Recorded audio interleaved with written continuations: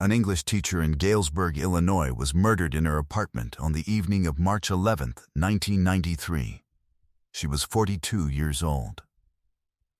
She had left school at the usual time, with papers to grade and a novel she was working on in her school bag, and she did not survive the night.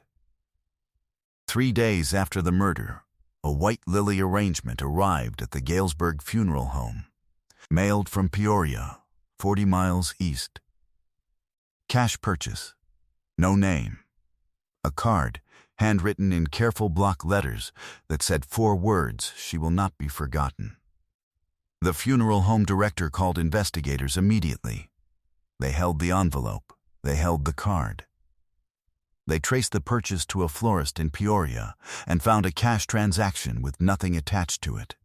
No name, no plate, no usable description beyond thin man, light jacket, nervous. They found no suspect. And the man who had sent those flowers, who had mailed an arrangement to the funeral of the woman he murdered, who had written those 4 words on a card, who had licked the flap of the envelope before he dropped it in a mailbox, was never identified. For 31 years. Then, in 2024, a forensic genealogy laboratory extracted DNA from the dried adhesive of that envelope. The same envelope the Holbrook family had kept in a plastic sleeve since the funeral home turned it over to them in 1994, and built a family tree backward from what they found.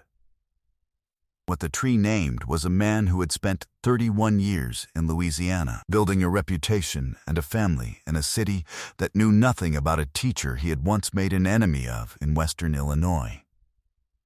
But to understand what was taken from Galesburg when Nadine Holbrook was murdered, you first have to understand who Nadine Holbrook was. Galesburg sits in Knox County in western Illinois, a Rust Belt city of 32,000 that had been watching its manufacturing employment leave through the 1980s and that had organized itself, in the way Midwest cities organize themselves when the industry leaves, around what remained. The school district, Knox College, the diners on Main Street and Seminary Street, the neighborhoods with their front porches and their particular sense of who was supposed to be where and when. Carl Sandburg had been born there in 1878, and the city had a modest pride about this, the way small places hold on to the famous dead when the famous living have mostly moved on. Galesburg High School had 1,200 students in 1993. A faculty that had worked together long enough to know each other's classroom struggles by instinct, and a hallway culture of inside jokes and birthday cards taped to doors. Nadine Holbrook had been teaching English there for 14 years, American literature, creative writing, senior seminar, the courses that required a specific kind of investment, the kind where you read 90 first drafts and find something true in 40 of them, and write encouraging marginalia in all 90, because the ones who need the encouragement most are rarely the ones who already know they need it. She had a classroom policy she had maintained since her first year. No wrong answers on the first draft. Only questions. Only what else? She was 42 years old. She was the devoted aunt of her brother Marcus's 2 young daughters, who called her the fun one. She drove a Civic with a cassette player she'd loaded with lecture tapes on short story technique, a mail-order series she had been working through for 3 years, always in the car, because she was trying to finish something. She had been writing a novel since her mid-30s. This was her 3rd attempt. She had told Marcus, with the careful optimism of someone who has tried twice and learned something from both failures, that she thought this one might actually work. The novel was in a spiral notebook in her school bag. She took it everywhere. She lived alone on Cherry Street, 12 minutes from the school, in an apartment she had kept for 11 years. Her neighbor downstairs, a retired nurse named Dorothy Ames, knew her well enough to wave when they passed in the parking lot and well enough to notice when something was different. On the evening of March 11, 1993, Nadine's colleague, Janet Ferris, watched her lock her classroom at 4:30 and head for the parking lot with her bag over her shoulder. Janet said she seemed cheerful, said she had papers to grade at home, said goodnight. That was the last time anyone at Galesburg High saw Nadine Holbrook. Marcus Holbrook called his sister every Thursday. He was 20 years old and enrolled at Illinois State University in Normal, 90 miles away, and Thursday calls were the arrangement they'd made when he started college. Close enough to check in, far enough apart to have something to say. At 6:30 on the evening of March 11th, he called. No answer. At 7:00, he called again. No answer. At 8:30, he called a third time. At 9:00, he got in his car. He drove to Cherry Street. Her Civic was in the lot. The lights in her apartment were on. He knocked. He rang the bell. He called up from the parking lot. She did not come to the window. He called the police. She is found inside. She is gone. Her school bag is on the kitchen table. Inside it, a stack of marked papers, a paperback anthology with post-it notes curling from the edges, and the spiral novel notebook, open to a page she had been writing on the evening before. The pen is in the spine. Two things would later become significant and were not connected at the time. The first, Dorothy Ames, the retired nurse on the floor below, told investigators 3 days after the murder that she had seen a man in the parking lot on the evening of March 11th at approximately 5:15, standing near Nadine's car, not approaching it, just standing. She had seen him before, twice in the prior 2 weeks in the same spot. Thin, late 30s, light-colored jacket. She had not gotten a clear look at his face, and she had thought nothing of it at the time. The second, on March 14th, 3 days after the murder, a white lily arrangement arrived at the Galesburg funeral home, addressed to the Holbrook family. It had been mailed from Peoria. The card read, "She will not be forgotten." No signature. The envelope had been sealed by the sender. The funeral home director recognized immediately that this was not normal. He called investigators before he signed for the delivery. Detective Carol Parrish arrived within 2 hours. She photographed the arrangement. She took the card. She took the envelope. She noted the envelope flap, the characteristic slight waviness of adhesive that has been moistened by a human tongue. In 1993, there was nothing she could do with that observation. She logged it. She kept the envelope. Carol Parrish was 45 years old, 18 years with the Knox County Sheriff's Department, methodical and careful, the kind of investigator who understood that in a small county every interview has 3 people watching. She drove to Peoria. Park's Flowers on Adams Street was operated by a woman named Helen Park, who had been in the business for 22 years and who kept daily ledger records of every transaction in a handwritten log she had maintained in the same format since 1979. She told Parrish that a man had come in 2 days before the Holbrook funeral, paid cash, and asked for a white lily arrangement to be shipped to a funeral home in Galesburg. He had given no name. He had said he had known the deceased. He had been thin, appearing to be in his late 30s, wearing a light-colored jacket, and nervous in a way Helen had noticed but not acted on, because nervous customers at a florist were not unusual. Most people buying funeral flowers were not having their best day.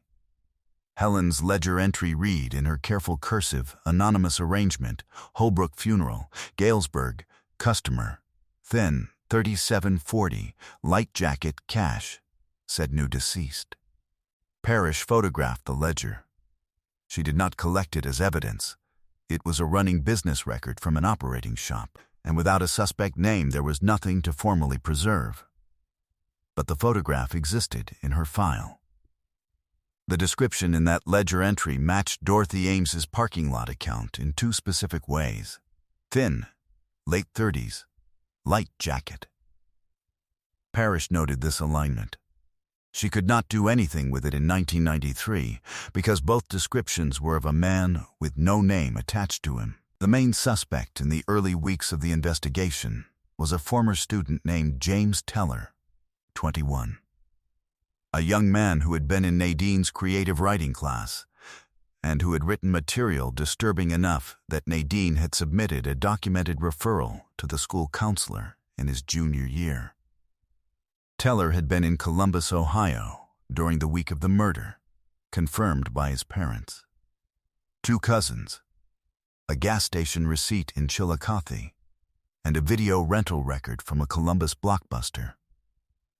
He was eliminated. What Carol Parrish was never told, what the investigation never received, was a piece of information sitting in the Galesburg Community School District administrative files. In October 1992, 5 months before the murder, Nadine Holbrook had submitted a formal written complaint to school principal Richard Boone about a substitute teacher named Raymond Coe. She described a pattern of unwanted attention, Coe appearing at her classroom during his free periods without reason, leaving notes in her faculty mailbox, and making a comment in the school parking lot one afternoon that she described in the complaint as frightening. She had asked for him to be removed from her building. Principal Boone had acted on the complaint by quietly removing Coe from the active substitute roster. He had not filed a police report. He had not created an HR record beyond the complaint itself.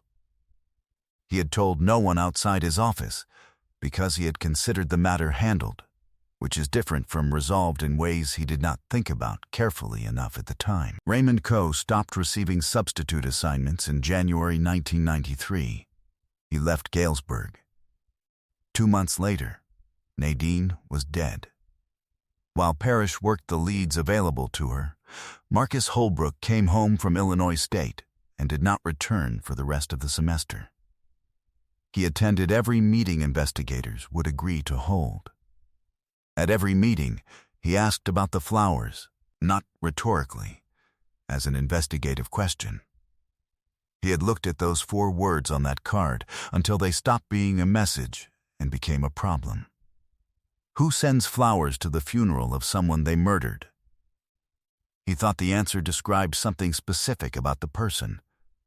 Nobody could tell him what. By 1996, the Holbrook case had no active suspects and no active leads. Helen Park's florist ledger remained in the back of the shop on Adams Street in Peoria. The envelope from the flower card had been given to the Holbrook family in 1994, when investigators released it after the initial case review. Marcus kept it in a plastic sleeve inside the folder he had begun assembling before he had fully decided what he was going to do with his life. By 1997, Raymond Coe had married in Baton Rouge, Louisiana, and was working as an assistant principal in the East Baton Rouge Parish School System. By 2002, he was a principal. By 2011, he had received the parish's Excellence in Leadership Award. By 2018, he had retired with a pension and a reputation that had accumulated over 20 years without a mark against it. He coached youth baseball on Saturday mornings. In Galesburg, the school year continued. Nadine's classroom was reassigned. Her creative writing elective remained a semester course, her proposal to expand it to a full year. The one she had presented in October 1992 with student work attached and research prepared had ended up in the desk of a room that was no longer hers, and eventually it was thrown away without anyone fully deciding to throw it away. The novel notebook was in Marcus's possession by 1994. He had asked for it. He had tried to read it 3 times in 31 years. He had not been able to finish it any of the 3 times. He had also never been able to give it away. He had made a quiet peace with both of those facts. In 2000, Marcus graduated from the police academy and joined the Chicago Police Department. He worked homicide for 16 years. He became the person who sat across the table from families who had lost someone and needed someone to explain what came next. He was good at it. He requested the Galesburg file every 3 years and read it each time, looking for something he had previously overlooked. In 2006, Helen Park's flower shop changed ownership. The new owner, a woman named Renata Solis, kept the old ledgers in storage boxes in the back room because she thought they might eventually matter to someone, and she was not the kind of person who discarded things that might matter. In 2012, Marcus's mother Louise, Nadine's and Marcus's mother, died at 79, having spent 19 years asking a question she never received an answer to. In 2018, Marcus retired from the Chicago PD.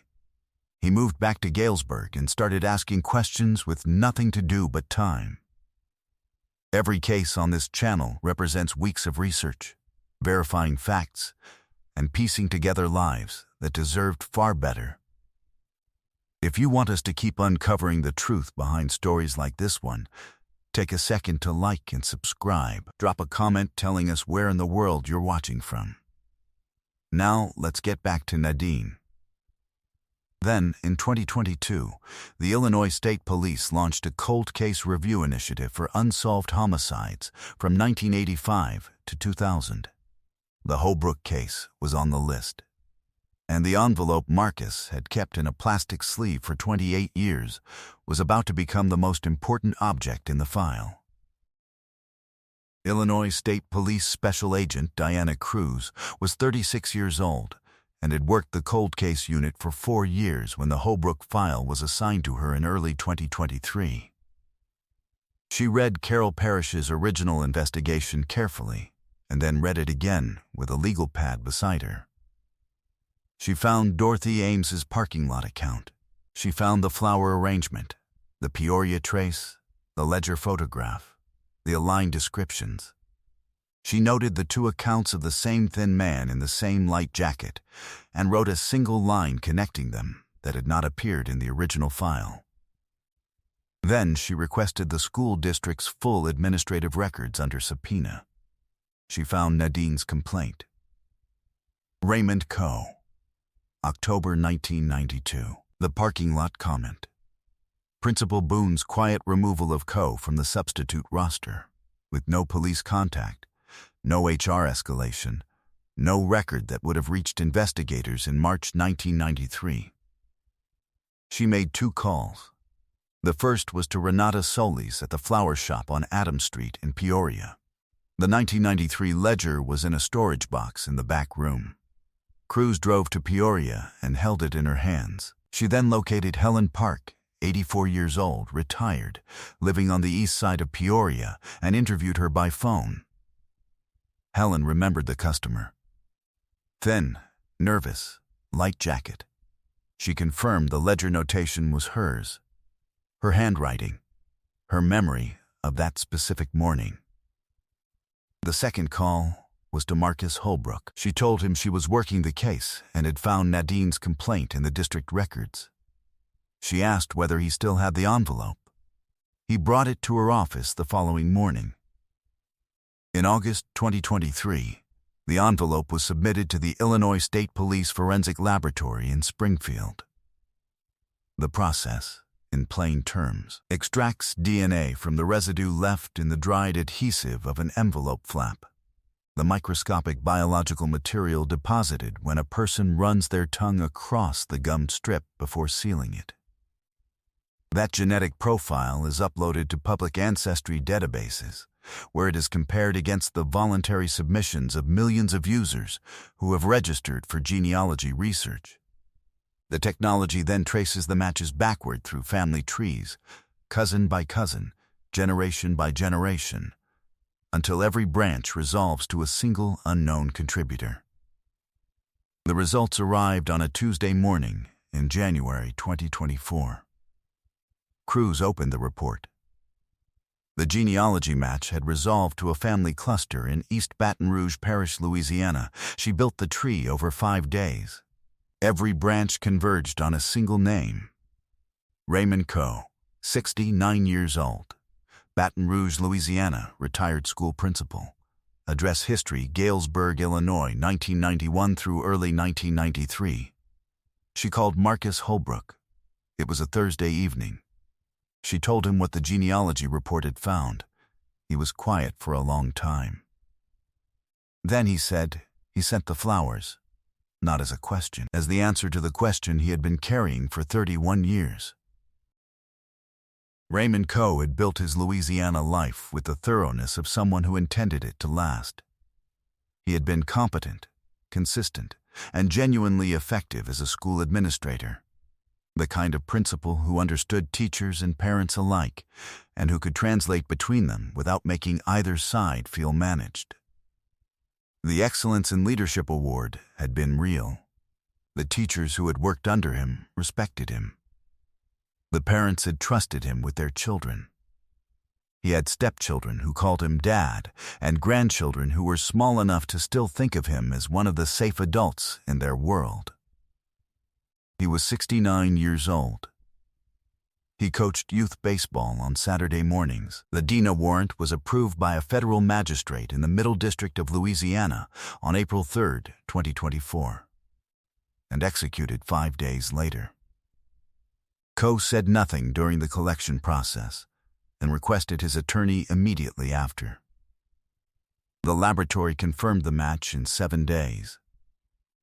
Investigators then submitted the original flower card, preserved in its plastic sleeve in Marcus's folder for 31 years, to a forensic document examiner. A handwriting exemplar was obtained from Coe through the warrant compliance process. The examiner's conclusion, the 4 words on the card, and the handwriting sample were consistent with the same author. The same hand that had written "She Will Not Be Forgotten" in a Peoria florist shop in March 1993 had produced the exemplar in a Baton Rouge interview room in April 2024.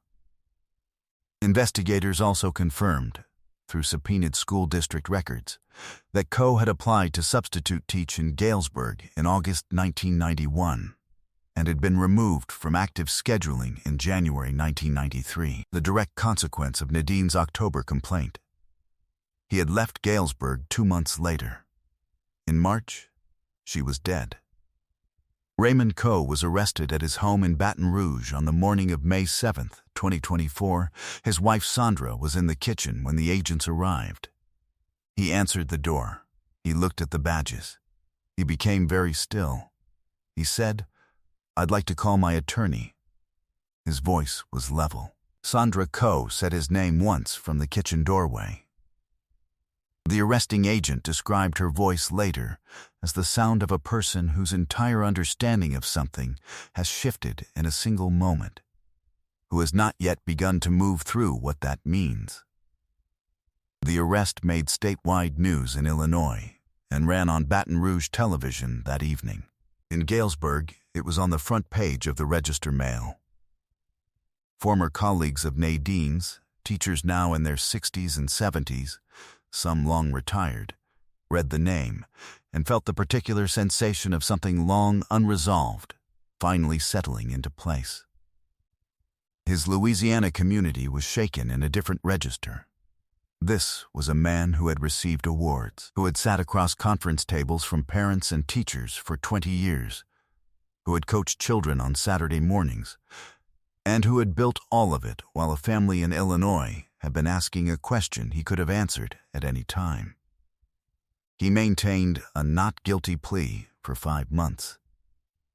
In October 2024, facing the full evidence package, the DINA match, the card handwriting, the florist's ledger, Dorothy Ames's account, and the school district's suppressed complaint, he changed his plea to guilty. He was sentenced to 45 years. For a man of 69, that is a life sentence. He said nothing at the sentencing hearing. He looked at the floor while the sentence was read, and then he was taken from the room. Marcus Holbrook was 51 years old on the day Raymond Coe was sentenced. He had spent 16 of the years between his sister's murder and this courtroom working homicide for the Chicago Police Department, sitting across tables from people who had lost someone and needed someone to tell them what came next. He had been good at this. He had understood, in the professional way, what living with an unanswered question cost a family. He stood at the podium and spoke for 7 minutes. He said that when he had been a detective, families would sometimes ask him, "How do you live with not knowing?" He said he had always given them an honest answer. He said he understood the question differently now. He said differently was the word he intended, and he was not going to replace it with anything that sounded more finished than it was. He said his sister had been writing a novel, that it was her 3rd attempt, and that she had believed this one might actually work, that the notebook was in his house in Galesburg, on the desk in the study, and that he had tried to read it 3 times in 31 years and had never been able to finish it, and that he did not think he ever would, and that he had also never been able to give it away. He said he had made a peace with the fact that both of those things were true and would probably remain true, and that peace was not the same thing as resolution, but that it was what he had. There is a photograph of Nadine Holbrook taken at a faculty meeting in October 1992, 5 months before she was killed. She is presenting her proposal to expand the creative writing elective to a full academic year. She has student work stacked beside her. She has done the research. She has prepared the numbers. Her colleague Janet Ferris, who was in the room that day, said Nadine was the only person she had ever known who could make a budget argument feel like a moral case. She did not win that argument. The elective remained a semester course. She put the proposal in her desk drawer and planned to bring it back in the spring. She did not get a spring. In September 2024, the Galesburg Community School District voted to rename the creative writing elective the Nadine Holbrook Creative Writing Program, expanded, at last, to a full academic year. The Illinois State Police, citing the Holbrook case, developed a formal protocol requiring DNA analysis of all correspondence materials in cold homicide cases, envelopes, stamps, card flaps, where adhesive DNA may have survived. And the Galesburg School District revised its mandatory reporting requirements. Any staff complaint involving threatening or obsessive behavior must now be transmitted to law enforcement within 24 hours. If that requirement had existed in October 1992, Raymond Coe's name would have been in the investigation 5 months before the murder. The flower card is in the Knox County Courthouse Evidence Archive. She will not be forgotten. 4 words, written by the man who killed her, sealed in an envelope he licked shut in a Peoria parking lot, dropped in a mailbox, and mailed to the family he had just made into something smaller and harder than they had been before. He was not forgotten either. But not in the way he intended. Think about what it says that he sent those flowers. Not just that he sent them, but that he wrote that specific phrase. Was it guilt? Was it dominance? The need to remain present in the grief he caused, to be part of the mourning even anonymously? Was it something that had no clean name, that he carried for 31 years while he coached youth baseball and received awards? And what do you think should happen when a school administrator receives a written complaint about threatening behavior and decides, without involving police, that he has personally resolved it? Is that a failure of policy, of judgment, or simply of imagination? And how many other envelopes, licked shut by people who thought they were leaving no trace, might be sitting in evidence archives or family filing cabinets right now, waiting for the science that already exists? Justice found Nadine Holbrook after 31 years. Stories like hers are why this channel exists. If you believe truth is worth pursuing no matter how long it takes, subscribe. More cases are waiting in the description below. Thank you for being here.